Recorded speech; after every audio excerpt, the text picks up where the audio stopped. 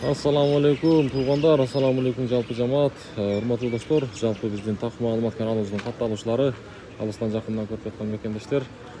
29 июль 2025 жыл, аптанын бүгүн экинчи күнү, аптанын шейшемби күнү, сааттын жебеси 12:58. Түшкү ноокаттагы курстар рубльден абалы туугандар өзүнү жоготту, кыйла түшүп кетти. Мына караңыздар, Госпродбанкта сатып алуусу доллар 87 сом 10 тыйын, евро 100 сом 30 тыйын.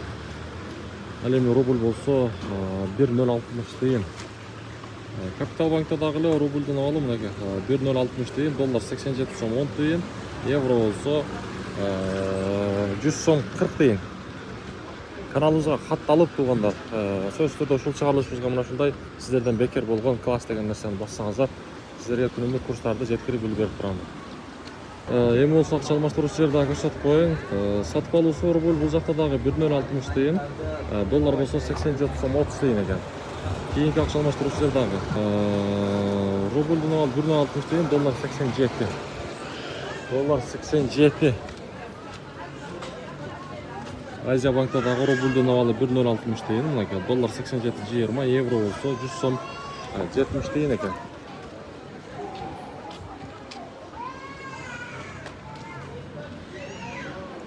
Бакай банктагы курстар. Бакай банкта дагы рубльден абалы 1,060 тыйын, мынакей. Доллар болсо 87,20, евро болсо 100 сом 80 тыйын. Финка банкта дагы эле рубльден абалы мынакей 1,065 жарым экен, 75 тыйын.